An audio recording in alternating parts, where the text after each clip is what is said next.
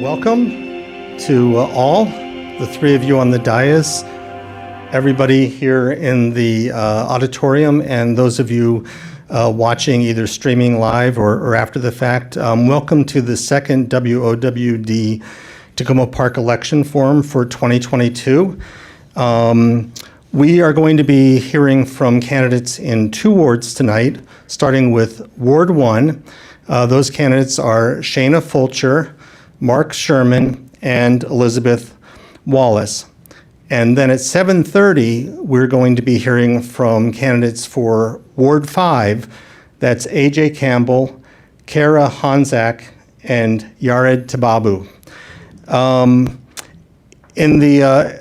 At the mayoral forum last Thursday, I had a very long introduction about the nuances of Takoma Park elections.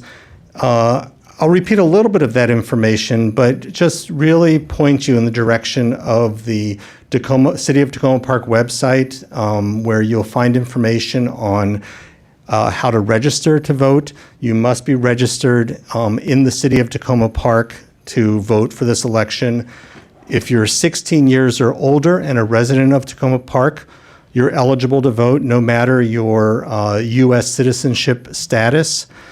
And then finally, we do use instant runoff voting, or what's the other term for it actually? Ranked choice voting. Ranked choice voting here in Takoma Park.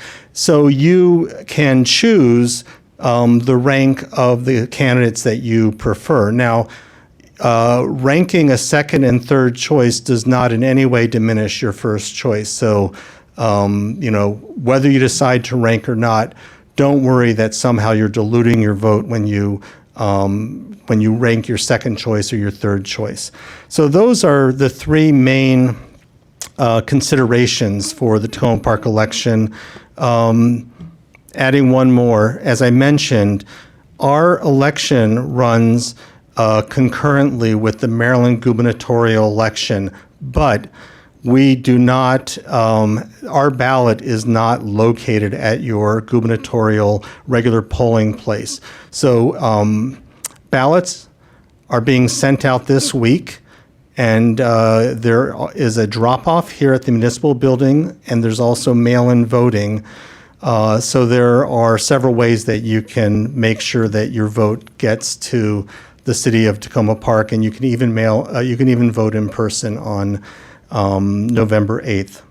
So again, the City of Takoma Park website contains all of this information, and I do encourage you to make sure that you vote in both elections, the gubernatorial election and the City of Takoma Park election. As I mentioned, as I mentioned last Thursday with the mayoral forum, the salary for City Council is $12,176.36 per year. I have to imagine that none of the three candidates here on the dais are running for the salary, instead are running for the opportunity to contribute to the community, but wanted to mention that aspect. So let's jump in with opening statements. We drew straws before the forum began, and Mark Sherman, you got the long straw, so let's hear your opening statement. Thank you so much, Eric, and thank you to everyone here, as well as those watching online. My name is Mark, and I feel deeply honored to have this opportunity to come to the other side of the podium. Many a time I have been where you are, Eric, behind the microphone down there. And I eventually came to realize that it was time to try to move to this side of the podium, because I saw time and again the testimony of residents that was not heeded by those sitting up here on the dais. And so I said, okay, time to throw my hat in the ring and become one of the decision makers. Each of us brings a variety of experience to this post. In my case, it's the experience of being a renter, a walker, and an ESL teacher. And I'll talk about each of those components later in the evening. Thank you so much. Thank you, Mark. And yes, this is a short time, but you all will have a chance to speak further. Shayna? Thank you, Eric. Thank you, Eric, for hosting, and thank you, everybody who's here, and everybody who's watching streaming, and everybody who's in the future watching on YouTube. My name is Shayna Fulcher. I have served as PTA co-president at Takoma Park Elementary School. I've been a frequent volunteer at Playday events, Beer Fest, Justice DMV, worked as an election judge, helped with the raffle ticket selling for our beloved 4th of July parade. I currently lead 2 Girl Scout troops, and I've been the service unit leader, which is like the leader of the leaders for Takoma Park. I'm also a mother of 4 children who often disagree and need help finding a balance for their needs. Through all of this, I am never easily frustrated or deterred when things don't work out for the first time. I moved here because I love Takoma Park, and I want to be on council so that I can be a part of the change that makes it even better. Thank you. And Elizabeth Wallace? Thank you, Eric, and Takoma TV, and everybody who's here tonight. I appreciate your coming, taking your time and your attention to listen to us tonight. I'm honored to be with my 2 colleagues who are also showing their dedication to the city by putting their names on the ballot. Some of you may know me on Takoma Park Facebook as the person who posts with the hashtags somewhere in Takoma. And I'm glad so many of you have enjoyed a lot of the photographs. I moved with my 2 children here in 1994. However, I may be a new face to a lot of you, but I'm not a newcomer as a candidate to the City Council. In 2013, I signed up as a write-in candidate on the Friday before the election. Because something about an uncontested race just doesn't spell democracy with a capital D for me. I campaigned for 2 days and received about 6% of the votes. Not bad. In 2015, I ran for Ward 1 and doubled that percentage. It's 2022, and here I am again. They say 3 times the charm. Thank you very much. Let me just adjust the time here.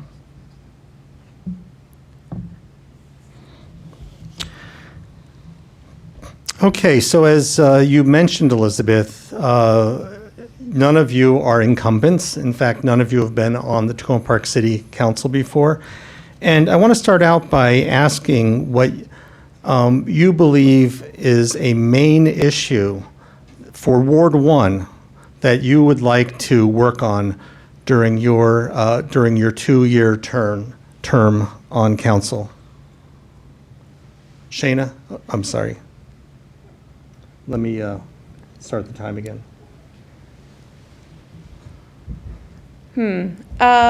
I would say the rising taxes. It's gotten pretty spendy with the big library expenditure that's going in, and it concerns me because our community is not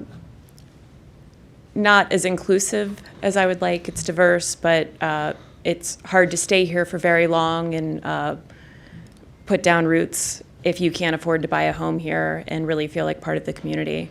And so helping with the taxes, which is, especially for younger people and older people, we talk about being a community where we'd like to see people be able to age in place. And if the retired community can't afford to stay here, then I don't see how that's a possibility.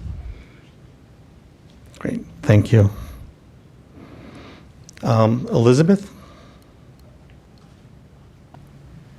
Thank you. I think one of the biggest concerns for the residents of Ward 1 are the taxes and the budget, making sure we have a balanced budget and making the tough decisions that you need to do when you're trying to balance it. My taxes this year are about $9,000. 1/3 of it goes to Takoma Park. That's almost the same dollar amount I paid for my whole bill in 1999. However, in purchasing power, that's equal to $6,000 today, and that probably means we're all paying 50% more in taxes than we did 20 years ago. I don't know about you, but I'm having a tough time paying them. Perhaps we could do what other states have done, deferred property taxes. After 65, you no longer pay them, and when the house is sold, the money is then paid to the municipality. That way, people who lived here for decades might not have to leave. We need to take a good look at the story we make Takoma Park out to be. Is it the story of waste management, potholes, and plowed streets? Or is it the story of the volunteers that create the music festivals, the block parties, the play days? Is it time to reimagine Takoma Park city government? Thank you. Mark? Thank you, each of you, Shana and Elizabeth, for those comments. And if I can use those as points of departure, and you talked, Shana, about the difficulty of putting down roots here and of staying here. That's a very interesting question if you're a renter, as I am and have been all my life. I am aging in place in my apartment building, as are many of my fellow residents. And our ability to do that rests in great part upon the rent stabilization law that we have in place and that Mark Eldridge spearheaded many years ago. So I'm very concerned about the security of those of us who are renters in the community. We can't, most of us, buy the houses that are on sale just around the corner from us. We either stay where we are or we move out of town. So that's a real issue for us.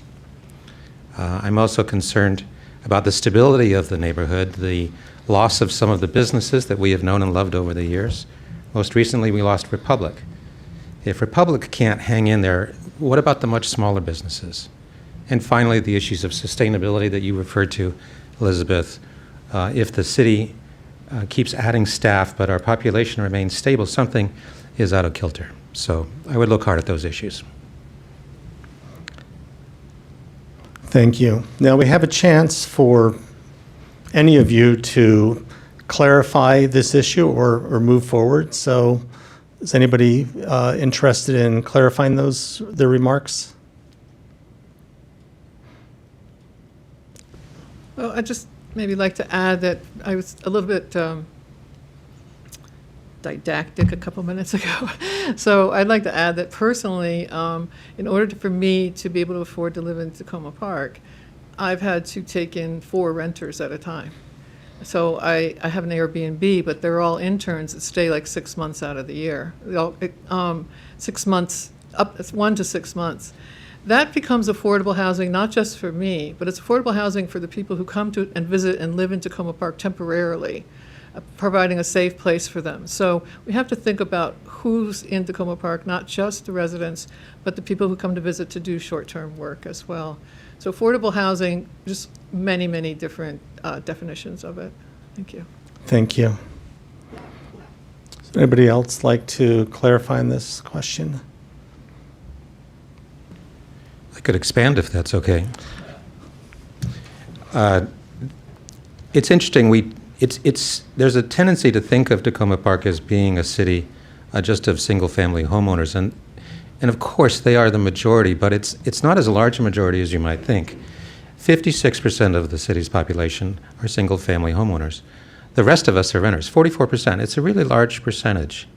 And there's legislation that the current mayor and others have been pushing for years, our reps in Annapolis, to give us more security. It's called just cause legislation. It means you cannot be put out of your apartment without just cause. We ourselves in the city can't enact an ordinance like that, but we can certainly lend our voice to those sorts of efforts. Thank you, Mark. And since I didn't hit the timer, worked out fine. Shana, do you have any comments? Okay. I actually have a follow-up. So I want to ask about taxes then. I'm hearing this from all 3 of you to some extent, and we'll be talking about housing a little bit also, Mark. But where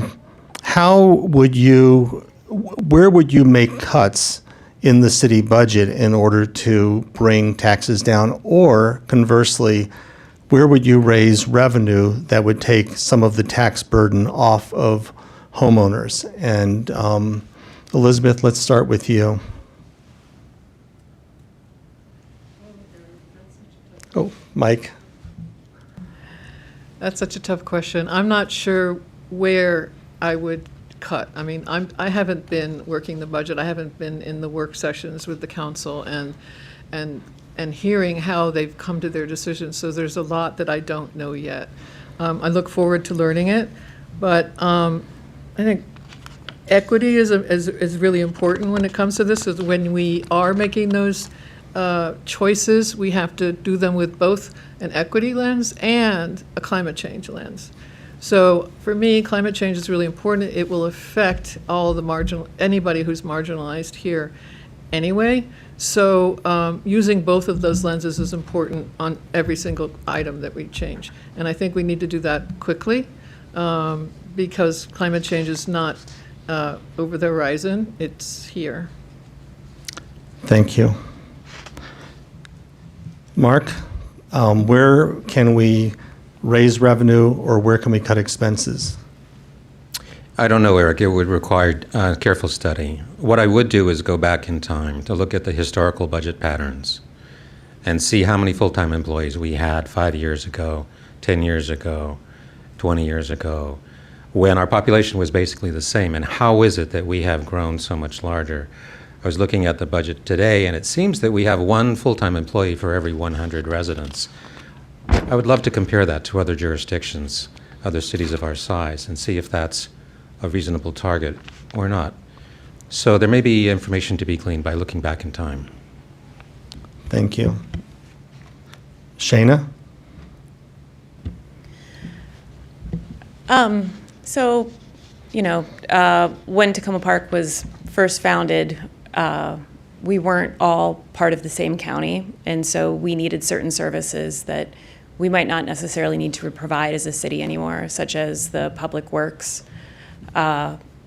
It seems like it could save us money, especially since we often wrestle with the county to get back money that we're spending on public works, particularly with trash pickup and recycling. And then also, people living in Takoma Park in Ward 1 are having a hard time taking advantage of programs that Montgomery County offers, such as rain gardens and stormwater gardens. There'll be a consultant that will come and talk to a family in Ward 1 and say, well, if you were just a few blocks over, I could help you out, but I can't help you out because you're in Takoma Park rather than in Silver Spring. And so making sure that we're able to take advantage of those things. And then same thing with with climate change, we're having more and more stormwater, and some of our infrastructure is getting quite old. And I would like to see if maybe it would be better for Montgomery County to be providing services like that rather than the city. Thank you. So what I'm hearing is looking at maybe there are services Takoma Park is providing that the county might be able to provide better. And I don't know, are there other thoughts on that proposal or that idea? Elizabeth or Mark? Yes, I would agree. I would agree that is necessary to take a really serious look at that. And again, as I mentioned before, find out what do we envision Takoma Park as, and what are the things that we need to have that vision be real. I don't think the potholes and everything are the things that we think of as Takoma Park. I love Takoma Park. It's the other things that make us feel like a community. And how much does the government contribute to that? How much of that do we want the government to pay for? Our taxes to pay for. Large companies need a continuous input of more and more management just to keep them in existence. The larger the company, the more energy it needs to survive. Large companies spend more managing themselves than they do managing their clients. So could the same be true for our government? Okay, thank you, Elizabeth. Mark, do you have anything to add? Nothing to add. I know people have looked long and hard at the city-county divide, who's best suited to do which, but I have nothing to add at this point. Okay, thank you. Well, let's talk about one of the city services that is, that affects Ward 1 quite a bit, which is the Takoma Park Maryland Library. This is a service that Takoma Park has that is unique to Takoma Park, and there's obviously a county library system. we are in the midst, or we're at the beginning of a renovation project on the library. As all of you well know, the cost of this project has increased substantially. Some of it's being offset with ARPA funds. None of you were on the council to make the decisions around the library, but I'd like to hear from you what value you believe the library brings to our community, and what your assessment is of the redevelopment or the renovation project. And we'll start with you, Mark. Thanks, Eric. Libraries obviously are a wonderful piece of infrastructure. What I have heard from people lately is that the question should have been raised, instead of enlarging the library here, to create satellite facilities in other parts of the city so as to distribute that resource around the city instead of concentrating it here in Ward 1. I think that was a good point. And the larger issue of the expense, I was not involved in that particular debate, but I think it's worth keeping in mind that there is a sort of an inexorable tendency for any organization to want to grow. The reason Washington Adventist Hospital left is because they wanted to be bigger. And so I really want to ask, what was really so wrong with the size of the library that we had? That's the question I would pose. Thank you. Thank you, Mark. Shayna? So as a mother of four, I love the library. I love the freedom that a child has to grow a little bit, where they can stop at the library on their way home and experience that independence. And so I was in favor of something, but not something so large. And then with taking on such a large project, it really ties our hands for what else we can do. For me, a priority would have been addressing the recreation center that is, 40, 50 plus years old now.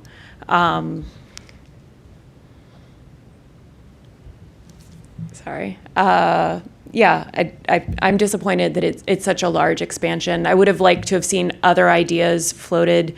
Maybe it could have been, the whole library could have been a children's library during after-school hours in order to accommodate all the children that are there, in the way that it could have said that all are welcome, but during these hours you can expect the decibel levels to be a little bit higher.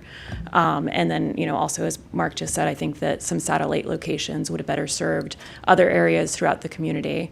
And as I'm talking to people in Ward 1, it's confusing to me that the area that's the closest to this isn't as in favor of all of the money being spent there. And so if, like, Ward 1, the closest ward to the library, isn't in favor of it, it's surprising that it happened so quickly. Okay, thank you, Shayna. Elizabeth? Thank you. Further to Mark's comment, I feel that the satellites would be a good idea, and I think that should be incorporated, or some idea about that, a small version of the library should be incorporated in the New Hampshire Recreation Department. And also, if Adventist happens, whatever it will be, maybe one there as well. I've really enjoyed a lot of the programs at the library, but I have friends who are librarians in other states, and I contacted them when we were first discussing this, and libraries in other states are being envisioned differently. They're a little bit more like community centers, a little more hands-on activities for the kids and the adults as well. And positioning, I think this is going to happen soon, though. I heard about it. Positioning the people who work there in the different departments, so that you're actually working and communicating with the people who are looking for the books.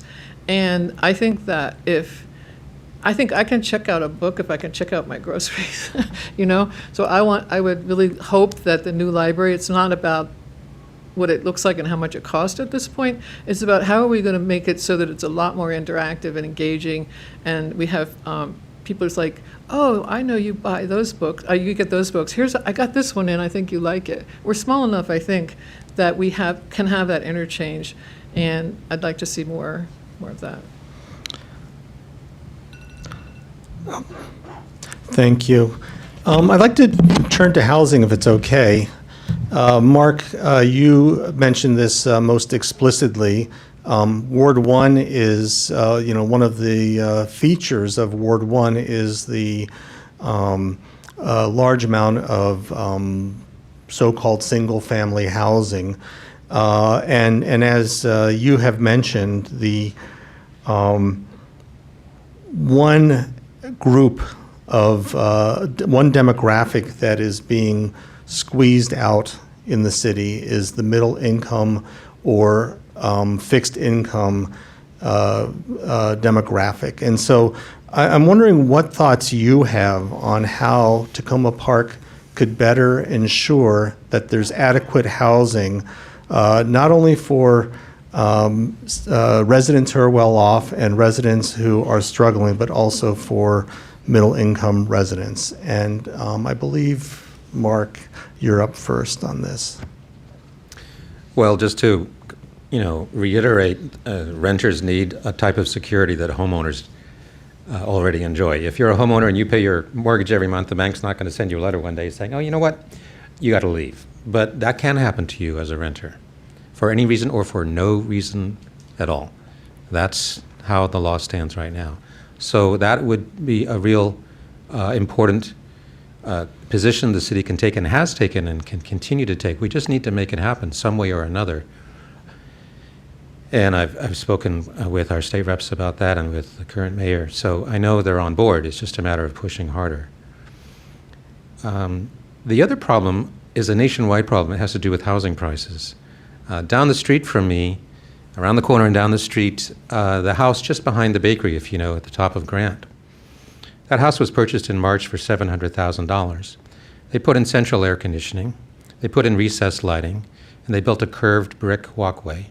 6 months later, they put it on the market for $1.3 million.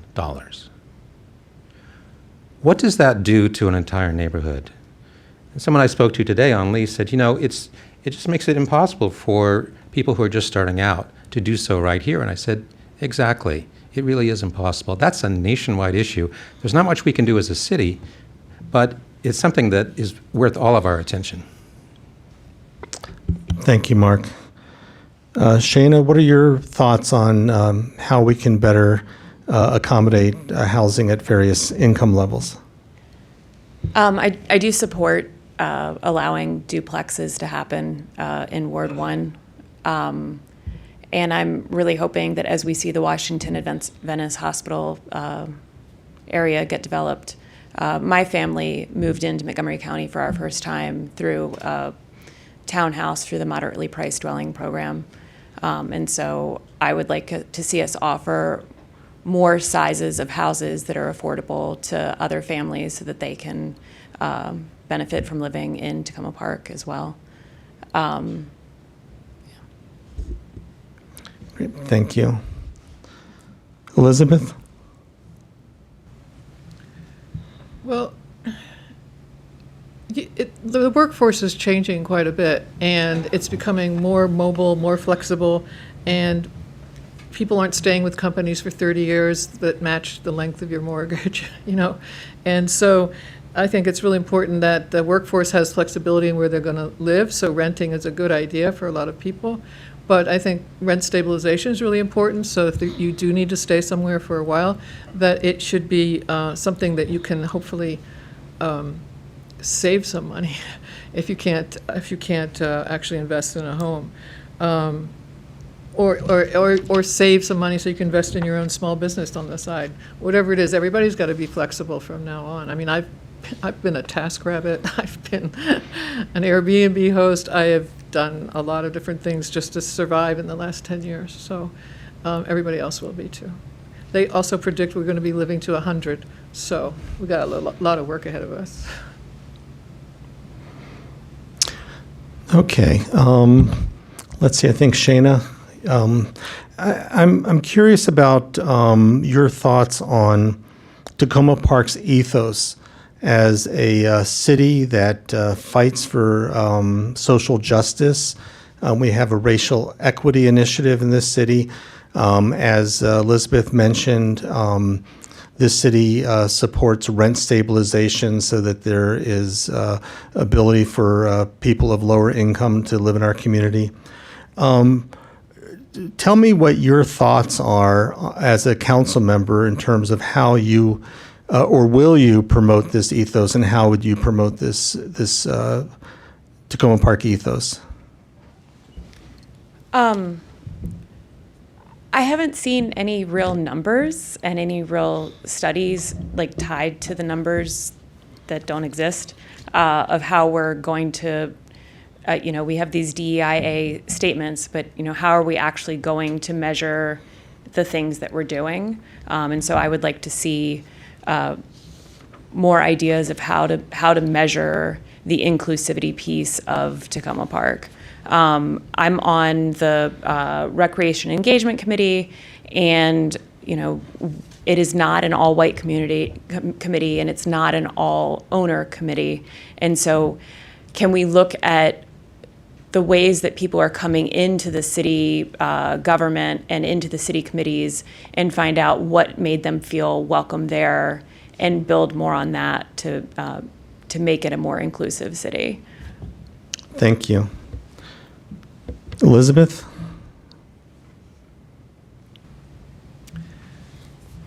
It's an interesting point that Shana just made about what the newcomers who are coming in and buying the houses for $1 million or so. I mean, are they coming here because they love Takoma Park? Or is it because we have more trees, or because it's near the metro? I don't know. Unless we know that information, it's going to be hard to tell whether the ethos of Takoma Park that we're used to is the one that's going to be going forward, and we need to plan for that. That's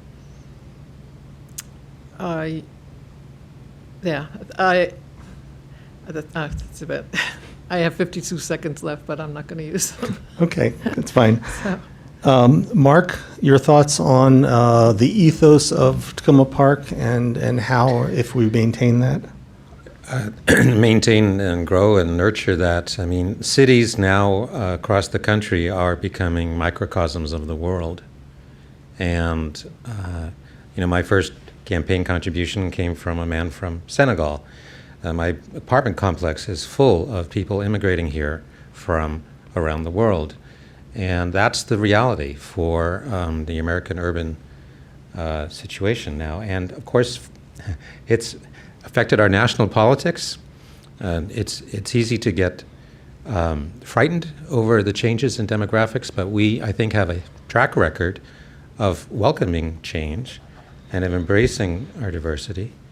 So let's continue on that path. Let's make sure we have that we're accessible in terms of language. We've got many different languages spoken here in the community. And let's make sure that people who are new to the community truly do feel welcome, that it's not an insider club and there's not a clique running things, that it's really open and accessible for anyone who wants to join in. Thank you. I have a follow-up that actually touches on, I have two different questions that I want to ask, actually. And Elizabeth, both you and Shana mentioned people who are coming to Takoma Park who may be wealthier, and, how do they fit into this ethos? And on the other hand, comments from recent community meetings suggest that residents for whom English is not their first language do not always feel welcome in Takoma Park. Similarly, renters have said that they often feel like they have less of a stake in city affairs. So, it's kind of two sides of an issue of newcomers to our community. So I'm going to throw this question back out one more time, if you don't mind. And Elizabeth, I think, how can we make sure that newcomers to Takoma Park feel like they are part of a community? Well, in some ways, I feel like I do that all the time with Airbnb, because I have people from Kazakhstan to Colombia to Ukraine, everything, staying in my home, and we have 4 or 5 different nationalities represented at the dining room table. And it's really, it reminds me of the Takoma Park mobilization, Breaking Bread Together. That Breaking Bread Together really works to have people just sitting around and talking.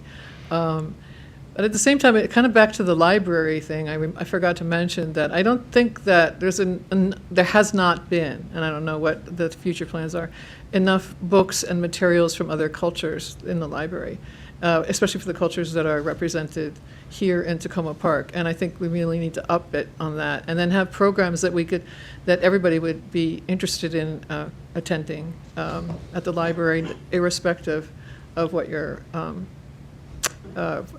original language is. Watching that clock. So, Pretend it's not here. anyway, and it just means being friendly on the street too. Even if it's just to say hi, just like wave to somebody. Most of the time I'm trying to get off the sidewalk because nobody wants to give me space on it. But if you just say hi to people, that makes them feel friendly as well. So it's the beginning, Okay, thank you, Elizabeth. Mark, how would you, as council member, foster community in the city? I'm not sure it's in the council's hands to do what I would like to see happen. I would like to see us have an independent local newspaper again, an issue that I know is dear to your heart, Eric. If we were living in Russia and the reason we didn't have an independent local newspaper is because it wasn't allowed, we would be up in arms. But we're actually in the same spot. How did that come to be? All over the country, this is a problem, the disappearance of the local press. And governments, including local governments like this one, don't function well in the absence of a local press. It's called the fourth estate for a reason. There's the executive branch, the judicial branch, and the legislative branch, and the press. Journalism, which is what I practiced for many years, is an essential component of that. And so I don't know if this would address directly the concern you raised about diversity, but I think without that, again, it gets back to what I was describing a moment ago. It seems to, it can appear like the whole process is a little mysterious of how the city runs, and I don't know about that, and I'm not involved, and I haven't lived here for 400 years. It just becomes daunting. So I think a new independent local newspaper would go a long way towards creating a vibrant and diverse atmosphere for everyone. Thank you, Mark. Shana? I would make sure that we consider locations for where we hold our community events to make sure that they're inclusive to people that are renters, to be able to walk to them. Can we hold more events in front of the apartment buildings rather than, in Old Town area? And then also with communication, a lot of lower income and a lot of immigrant families aren't as frequently as attached to their phones. They're not checking their emails constantly as you see in other areas. And so making sure that even though it is less efficient, that we are doing mailings that invite people to come to the things that are happening in Takoma Park. And then another thing that I've brought up in the Recreation Committee is, can we offer some more conversational language classes where it is very basic for English speakers to learn Ethiopian, for English speakers to learn Spanish. When I was working as an election judge, there was an Ethiopian woman who came in, and my superior, he speaks Amharic, and so she was so touched, and I could tell that voting was such a bigger deal for her that day because he was able to meet her in that way. And so can we as a community just learn how to say hi to people so that they know that they are in fact welcome here? Thank you. I want to talk about climate change, which came up earlier. The city has set a goal to achieve net zero carbon emissions by 2035. Do you believe the city is on track? And if you agree with this goal, how do you plan to help the city achieve it? Shana? I was talking to somebody yesterday about the hot water heaters, right? That we have to move from gas hot water heaters to electric, and that this is one of the goals that we have. And how are we helping people to meet these goals other than, like, we have the stick, which is that eventually you'll be fined, but where is the carrot? Where are we providing people with tax rebates or tax incentives so that they can reach those goals in Takoma Park? And if we're not going to be able to offer them that, are we researching as a city where there are rebates from the county or from the state that our people in Takoma Park are going to be able to take advantage of? And then, as I said before, other programs that are being offered in Montgomery County, are we making sure that those are available to the people of Takoma Park, even though they're within our city limits? Thank you, Shana. Elizabeth? Yeah, I actually got a grant to get my water heater replaced, but which I thought was good. But then I realized it didn't fit in the basement, and the retrofitting of my basement, the structural changes, the electrical changes that would have to be done, I was going to have to come up with that several $1,000s. So it didn't help me. I couldn't afford the grant, actually. So, like, really looking at some of these things a little bit more holistically as to when you ask somebody to take this grant money, is it really going to be useful? Is it going to work? I think also going back to what is Takoma Park providing and what should we be providing, some of these things that we have to look for grant money from other places, is maybe if we were part of the county, we wouldn't be doing so much work like that, looking to kind of scrabble things together. I may be wrong. I mean, I really don't have that information. I also think it's hard to say how far we are along because, it's really frustrating when you go to the website and you see the Flower Avenue project, which was a stormwater project, the way it's listed on the website. I don't live near there, and I don't have a car anymore, so I haven't been up there, but it's like, it doesn't look like it's finished. On the website, it's not finished. The project's not finished. And so when you try to go get information about your own city and the website's not updated and you can't get the right information, it's really difficult to be make good decisions here. Thank you, Elizabeth. Mark?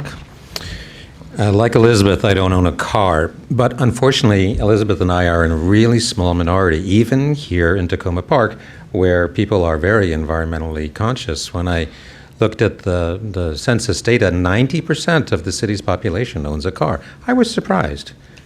And so I'm disappointed that only 10% of us find it possible to live without a car. It's a walkable community, and I just feel so blessed that I can do that. I can walk to anything that I need. And so I would hope that we as a city can promote that idea of walkability, and whether through incentives or some kind. I don't know how you bring that level of car ownership down. I mean, who wants to give up their car? If you've got one, you want to hang on to it. But it shouldn't be sort of the thing that you actually have to have in order to exist on planet Earth, right? The planet's not going to survive if everybody has to have a car. Secondly, the right to shade. My apartment building was built just after the war without central air conditioning. And the reason you can live there is because it uses old principles of building design, in which shade and ventilation are what get you through the summer. So I would work with advocates for native trees and other groups that are concerned about the urban forest to strengthen that part of our community. People should have a right to shade if you live in an apartment building. Otherwise, your apartment will bake. Thank you. I have a few other environmental questions, but yes.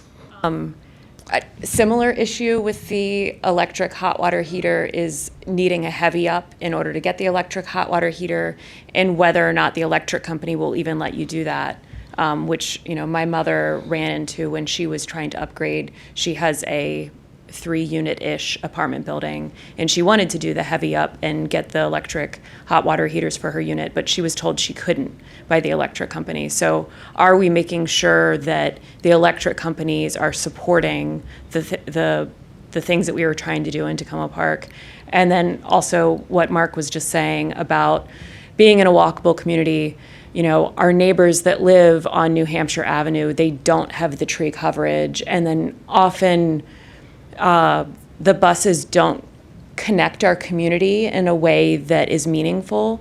The recreation center that's over on New Hampshire Avenue, in order to get from there to here, you have to change buses. You can't just jump on the 16 or 17, which gets really close to there, but not quite there. And so making sure that we have the buses that go to where people need to go in order to feel like they're part of our community. So I'm hearing a commitment to greater tree coverage and working on bus routes and helping property owners with issues around electricity. Elizabeth, since Shana had a chance to talk, do you want to also talk about what your proposal might include? Well, I'm really impressed by what this. Oh, Mike. I'm really impressed by what the Stormwater Committee has come up with. It's called a SIP, a Shared Infrastructure Project. In the heavy rains in the past, I would have a lot of water coming into my yard, but fortunately, not fortunately, it went into the neighbor's yard. Okay, but I mean, it didn't go into my basement, but it did. But the neighbor yard was just like a pond. And in fact, in the past, when this was Hodges Heights was a farm, and that was a pond in the past.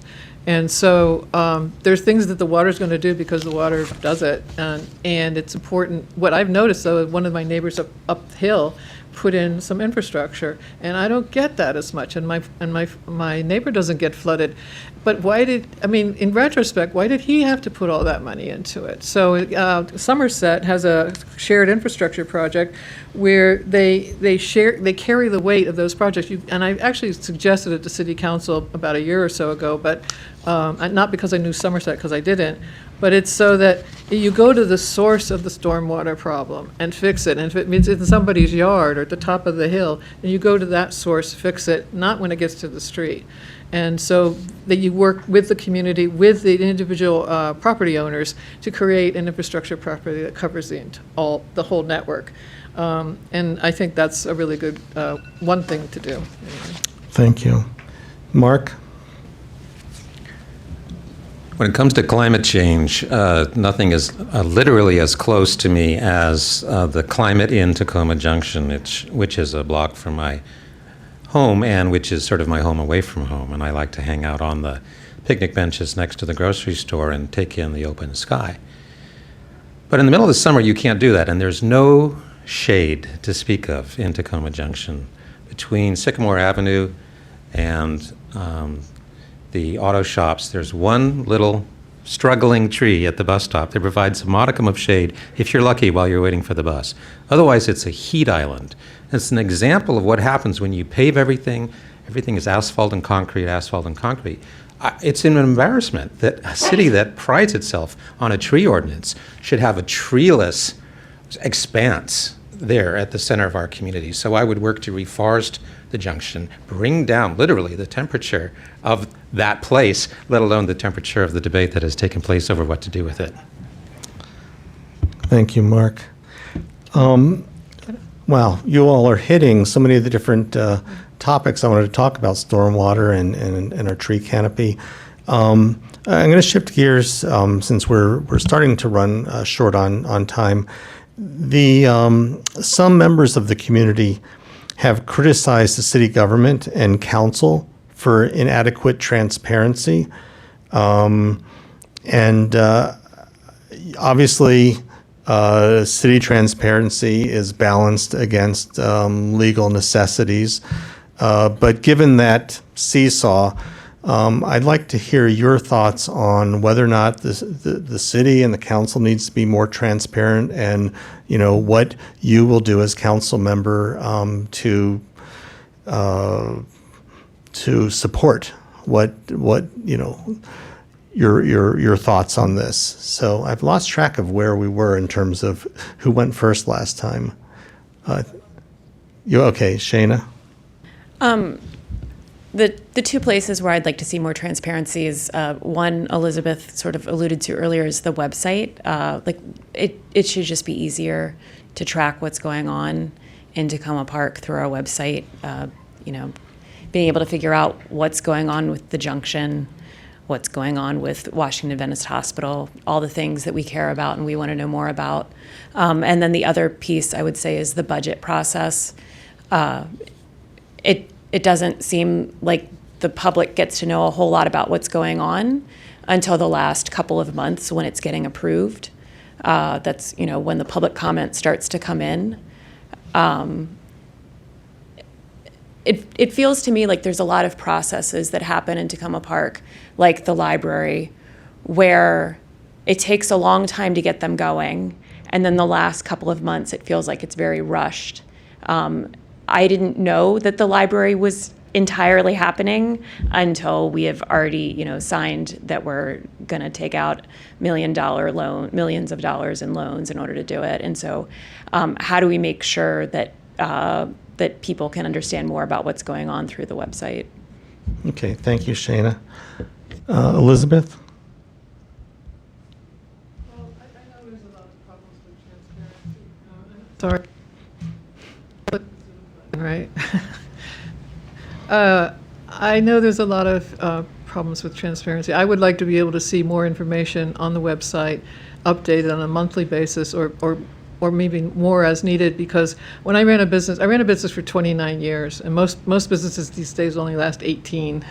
So I know I had to keep my finger on the pulse of the finances of my business. I've had 3, and I had to keep on it all the time, and you couldn't stop looking at it or else it would die. And so if you don't get that information on a regular basis so you can make good decisions, even micro decisions, it's impossible to run a company that way. I couldn't wait a year to figure out what to do. And so I think that not transparency on the budget and like just on a regular basis so that we can all see it, and also so it's easier to find the anomalies. You know, you can find the anomalies that way. When you see it on a regular basis, you can recognize things like, why did that change? Why did this change? What happened?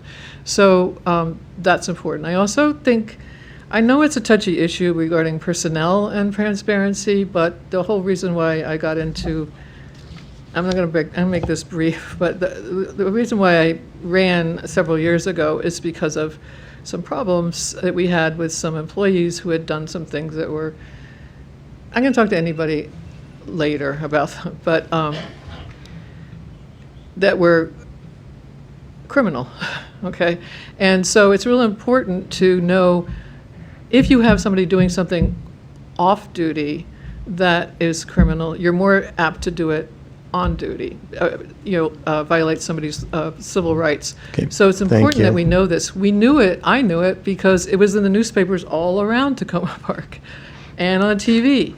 And Thank you. I'll give you a chance to come back to that. Okay, thanks. And I gave you a few more seconds because of the Okay, trouble sorry. with the mic anyway. Right. Mark? So in terms of transparency, I would say it's not the only issue. It's an important issue. But there's a structural issue that I've just sort of noticed for quite some time, which is that we don't seem to have a good system of checks and balances here. My background is as a journalist covering the federal government, where it's really clear that Congress and the executive branch are in tension, good tension with each other. The one checks on the other. But here in the city, what I've mostly seen is a council that goes along with whatever the city manager proposes, and that's how we got into the junction mess. And there was just no daylight between those two parts of our city government. And so we've got to get back to a situation where there's real checks and balances. Secondly, as I said earlier, the best cure for transparency is a good, strong, local, independent newspaper. That will do world of good for transparency. And finally, beyond transparency is the issue of responsiveness. When, I don't know how many of us, with scores or perhaps more than that, of people came to testify to the council year after year about what was happening in the junction. I've never seen so many people be so eloquent, and I've never seen so many people not listen to. The council just went right ahead. And so there's something about responsiveness that's broken, and I want to fix that. Thank you, Mark. Would you like to add anything, Shayna?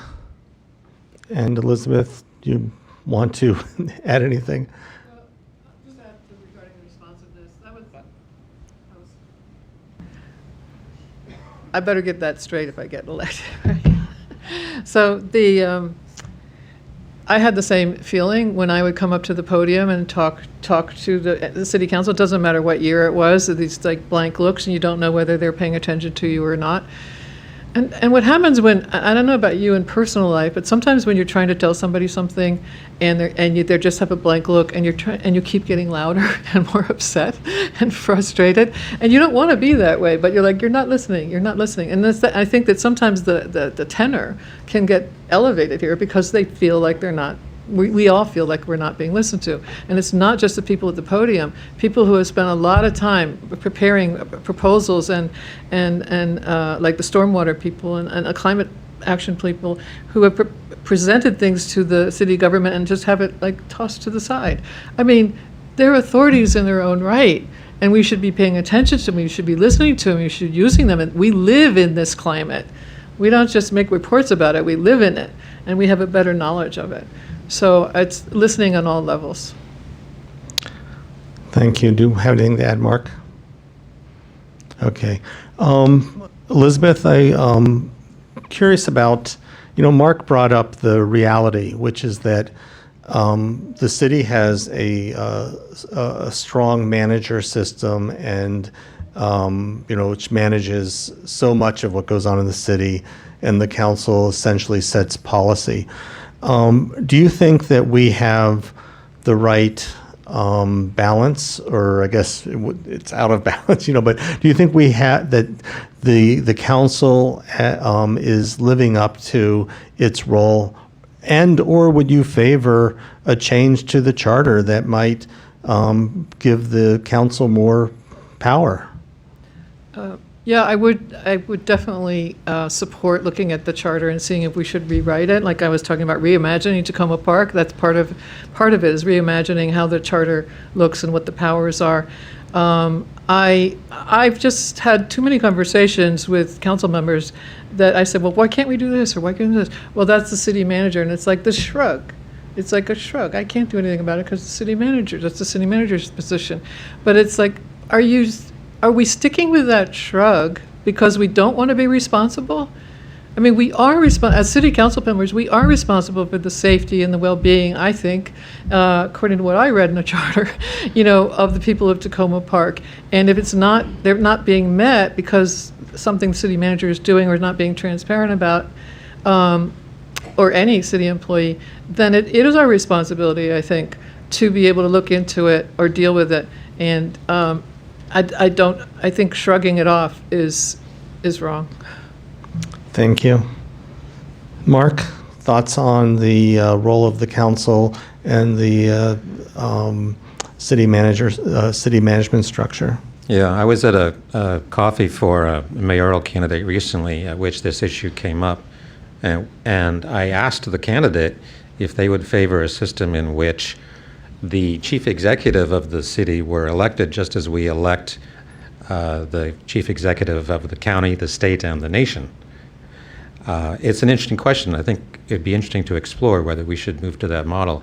In the meantime, the question is, what are the powers of the council and should they be augmented? And what this person at the coffee said is right now, all the council has is this, she put it as a nuclear option. They could fire the city manager. Well, that's sort of if your only step is sort of like the ultimate step, then you don't have working leverage week to week and month to month. So something needs to change. Thank you. Shayna? I would be a little hesitant to give the council more power and more responsibilities for overseeing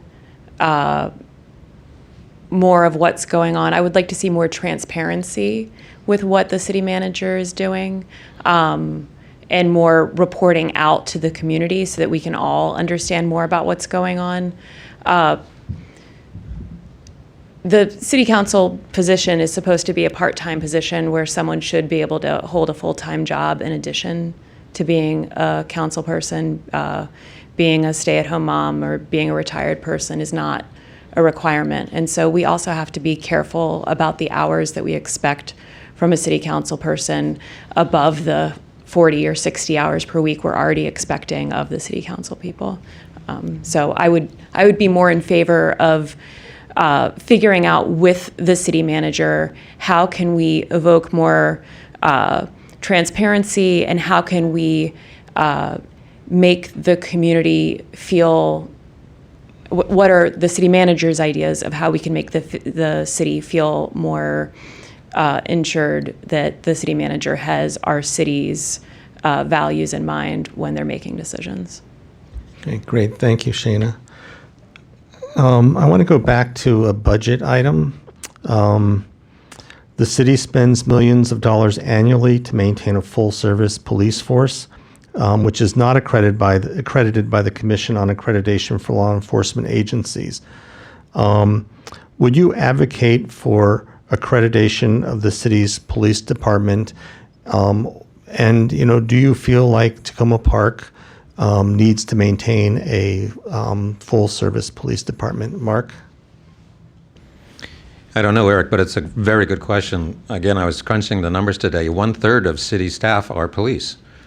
So we are, that's our largest single staff team is the police department. And I don't know whether we should try to do something different on that score. It's a good question. It's tied to the issue of what can the city do best versus the county and so on and so forth.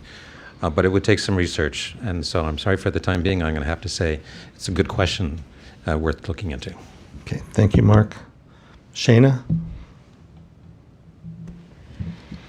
I'm in favor of Takoma Park providing services as long as those services make us Takoma Park. And so I have not seen or heard of anything great changing in the police force that supports the Black Lives Matter movement. And so I would be in favor of seeing how the police department thinks that we can do that. And how the police department thinks that they can uphold the Takoma Park values. As far as the accreditation goes, I don't know anything about that accreditation, and if that would help us to be more Takoma Park, if that would help us to hold our values more strongly, then yes, I think that we should move towards that.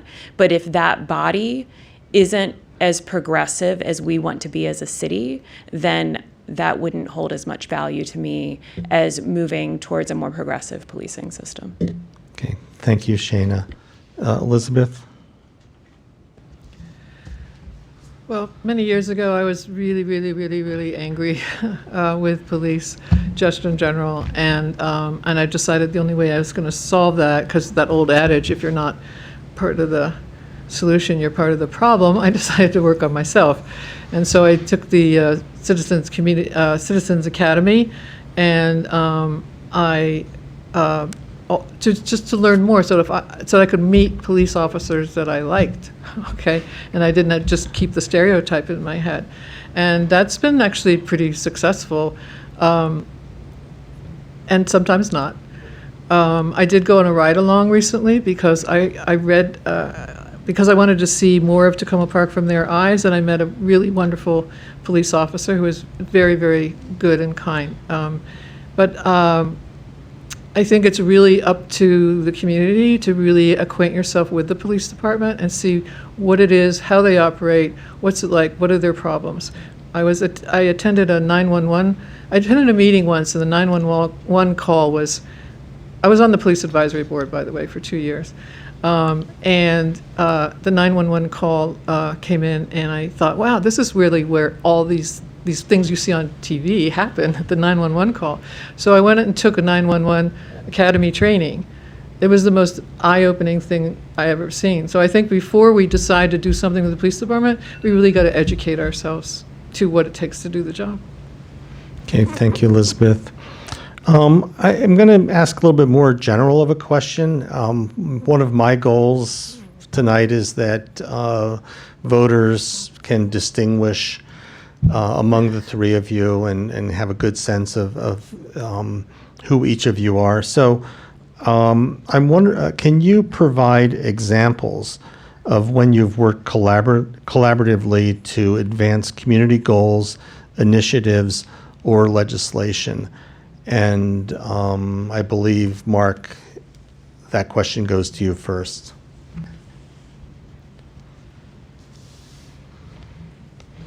I was part of a broad-based effort to try to stop the proposal to build on the public lot next to the grocery store at the heart of Takoma Junction. So I attended meetings of that group and conferred with other members.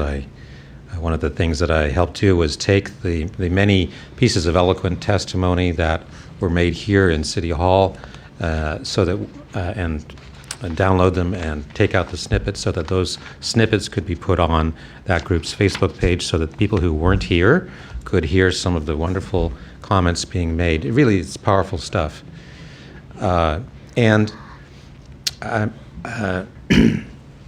worked with other people around lighting issues when the city was making the transition to LED lighting.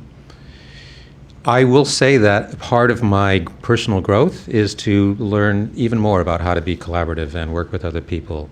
I would criticize myself over the course of my life for being too much of a solo operator.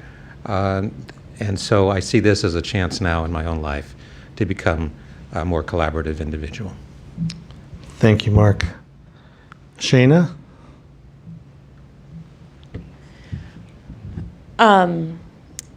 So this being Takoma Park, the Girl Scouts tend to be a little more progressive than sometimes the GSCNC, the council, is. And so recently we have got a Trailblazers group off the ground, which is rather than troops, which are usually built around a school. This is a group where everybody can come from the different troops together, and so it's an LGBTQIA plus group that we decided we needed to make in order to support the Girl Scouts in a way that we weren't seeing council support them. And also in Takoma Park, we made the decision that when Girl Scouts couldn't afford to pay for the different activities that we as a service unit provide them, that their troop leaders do not need to pay for that particular Girl Scout, like no questions asked, because we believe when someone says that they need help, that they need help. Thank you, Shayna. Elizabeth? Well, most of the work that I think, except for the citizens, well, most of the work that I've done in Takoma Park has really been more in education and not with city initiatives, to be honest with you. I really believe in STEM education, and I was really interested in astronomy and storytelling and STEAM education, putting the arts into STEM. So I worked with several schools, but one of them was the middle school, where I worked with some kids who created their own Skylore stories, and we audio taped them, sound designed them, along with three other schools, and we had a show at the National Air and Space Museum. We just turned on the lights, and the stars went overhead, and you could hear the kids' stories coming from the stars. I think it's really important for kids to hear their voices in other places, so they feel that their voices are important. And so I like to do that. I would like to see. That's where I really, I think, excelled in Takoma Park. They were called, but then I tried to do a storytelling festival here, and it fell apart. So because there was no way to actually start a new project here, a new festival that was really clear and marked. And I think we could have really clear ideas of how to initiate projects here on your own. We ended up doing it in Kensington, Maryland, and then at the Space Telescope Science Institute, and also at Montgomery College, but not here. We could have been having a storytelling festival every year. So it's really about the council collaborating with you as well. Thank you. Kind of as a follow-up, all of you have the experience of being on this side of the dais, and one of you will be up on the dais in the next council. So you will be taking actions and registering votes that will be unpopular with some percentage of your constituency, inevitably. So Shayna, starting with you, are you comfortable? How comfortable are you with this reality, and how will you address differences of opinion within Ward 1 and in the city?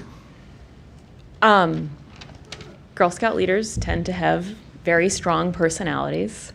And so I am often in a position where I still need those volunteers to still feel valued and appreciated.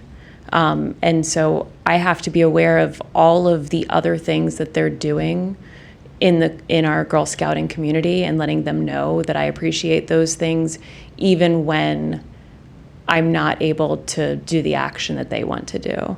And so, making sure that you hear people and you acknowledge the things that they are doing.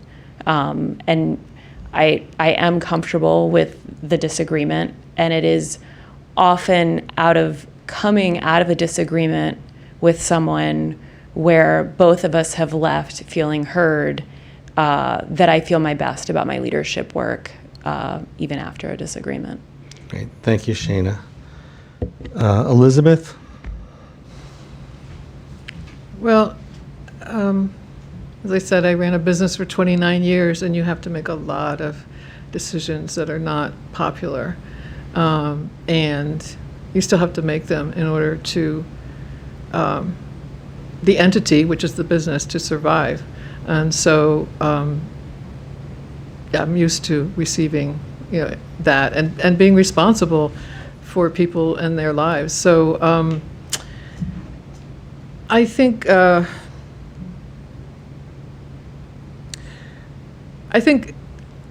one of the reasons why I finally decided to nominate is I went to go visit the house that my great-grandfather built in Takoma Park back in 1908, I think it was, and it's on Baltimore. And that was the first time I'd ever been in there. And a couple of days later, I saw this Facebook post, and it was this, they were from Scotland. So it was this guy, he's Scottish, he's wearing the kilt, he's walking through the moors, and he's telling, in a great Scottish accent, he's saying, some people, they're going to see the best in you, and that's great. And some people, they're going to think the worst of you, and there's nothing you can do about it. But all you can do is be true to yourself, and that's the kind of core value that I have to hold on to when people get upset. Thank you, Elizabeth. Mark? It's a good question, Eric. It really is. And because it gets to the heart of the sort of the tenor of the public sphere, the discussions that we have with each other and with our neighbors. And I saw something happen that it was really troubling in the debate around the Takoma Junction. Not just that people disagreed, but that people really were pitted against each other.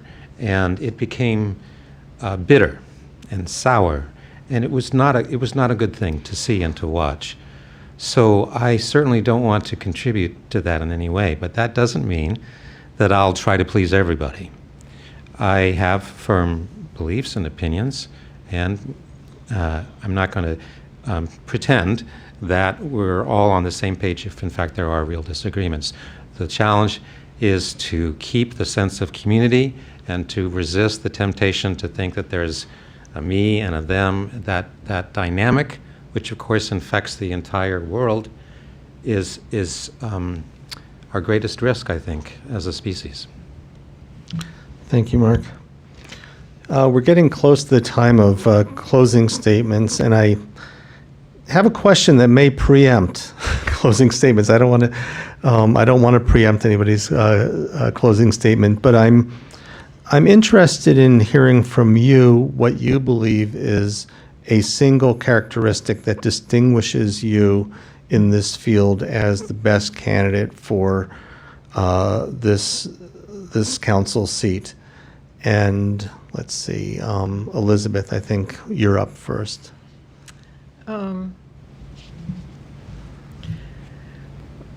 Well, I think that I would have to, when I ask my friends what they find a distinguishing characteristic of they say I'm creative, right? And that's kind of vague, but the example I would give is, we had a lot of rancor around the issue about the mural, so I remembered that when I was taking astronomy at Montgomery College, there was a Walk of the Planets, and the mural over on, was it Lincoln, also had planets.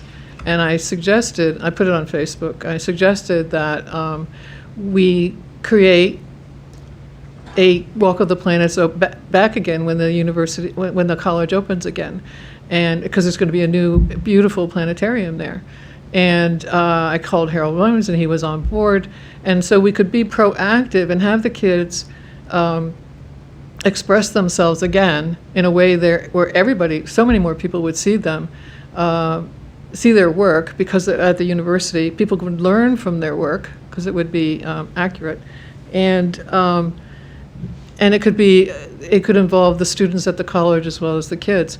So to take something that was difficult and to shift it or pivot it to something that is more inclusive and creative and more valued, I think that's the way I think, is to try and solve problems differently. Great. Thank you, Elizabeth. Mark?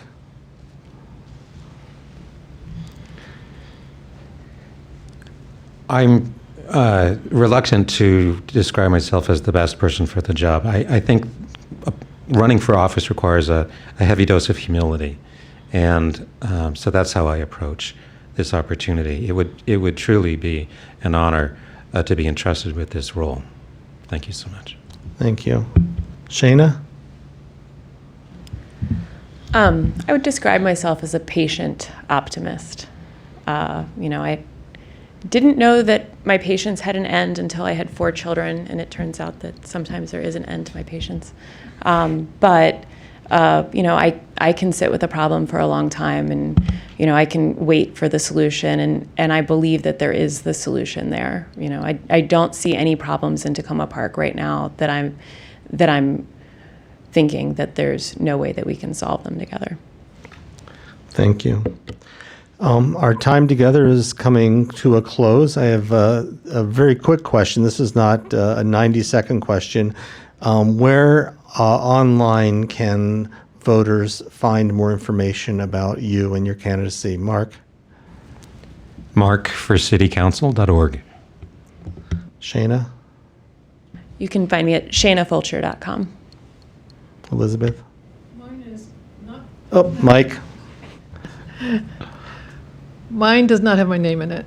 It's called connecttacoma.com, because whether I win or don't win, I still am dedicated to connecting Tacoma in the way that I would like to see it. So I will go on with the website, no matter what happens.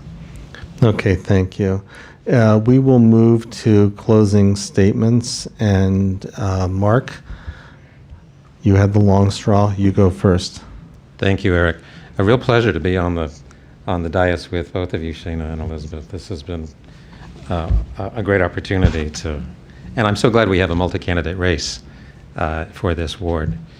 There is one thing that we did not touch on, and I'm going to just shoehorn this in. The Ward 1 is not just a residential ward, it's also a part of our business district. And the new lines mean that everything from the laundromat at Lee and Carroll down to the old Bank of America building and the office tower at Willow and Maple, that's all Ward 1. And those businesses need our help and our attention. So just to sum up, my 3 goals are to provide security for people who live here, including renters like myself, to provide stability for the people who do business here so that they're not priced out themselves, and to create sustainability so that we don't outgrow our own resources and can model a different kind of economy that can exist as we go forward. The planet cannot handle an economic model that is dependent upon constant growth. Thanks so much. Thank you, Mark. Shana? Oh, yeah, Shana, you're next. So I am here because I know the worth and the value of the work that I've done in the community, and I know what I'm bringing can really benefit the council. I want the other members that I've seen doing the same volunteer work that I've done and the Girl Scouts that I've worked with to know that they can go on and do this and bring what they've learned from their volunteer work here. I'm comfortable with lifting other people. I work really well with others, and so I know that I can take the ideals that we have here in Takoma Park and turn them into actions. Thank you, Shana. And Elizabeth? Thank you. I know we're representing Ward 1, but if you imagine that Ward 1 is just one star and the other wards are other stars, this is a constellation. Takoma Park is a constellation, and with every constellation in the sky, we make up our own stories about it. And what's important is that we create a story that we all agree on here, and it could be epic, for the 21st century, if we could come together with our values, because those are the bottom line, the essence of any story.